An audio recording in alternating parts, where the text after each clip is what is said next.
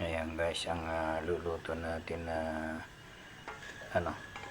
niluluto natin na kastanyas. Yan ang bumuka na oh. Pwede nang kainin yan at pero hilaw pa yan. Antayin natin na masunog ng konti yung balat niya bago natin kukunin. Ayan guys, yung ang luto natin dito sa sa bahay. Sarap merienda yan, ang kastanyas. Ayan, ayan guys, yung kastanyas. Ayan guys, malapit na maluto. Oh. Ayan oh. Bumuka na. Pwede na yung kainin. Sarap niyan. Tagal tayong isang bisis lang, isang taon kasi yan. Ayan, ready na.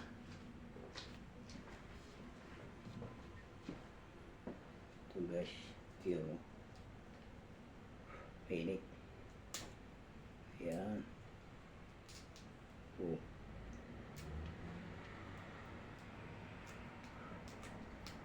Pinit.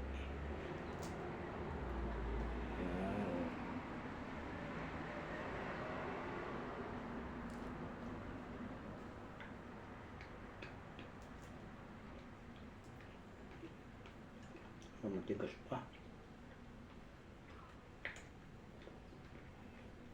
Wala pa. Ito pa ka. Hello pa.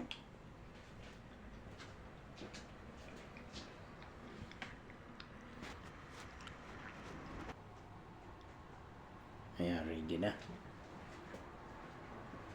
Ito, ready na. Ready na po ito. Kanina mahilaw pa. Hinubli natin na ayun, mainit. Ayun. Mainit guys. Hindi na.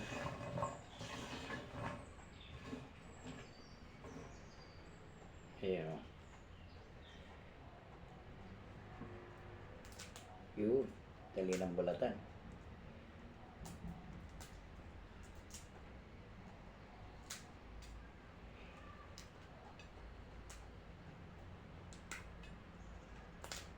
Ganyan ang laman yan oh. Yan oh.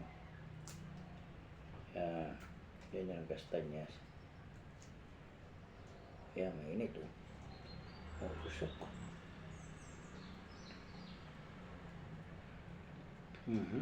Yan man. Kain tayo. Kastanyas.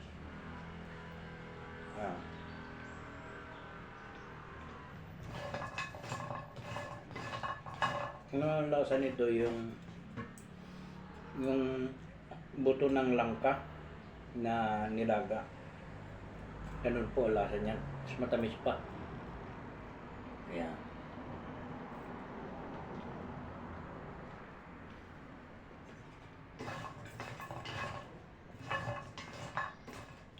Dali lang manguha nito eh. Kung namumulit ka ng buto ng kasoy sa Pilipinas, parang ganun, mulot ka lang, dami sa nalaglag. Pero yung mga hindi pa bumuka, nasa bahay pa niya, mahirap buksan dahil ang bahay nito ay parang atsuete. Yung atsuete sa atin, na may tinik-tinik. Ganun, pero matigas ito. Ayan o.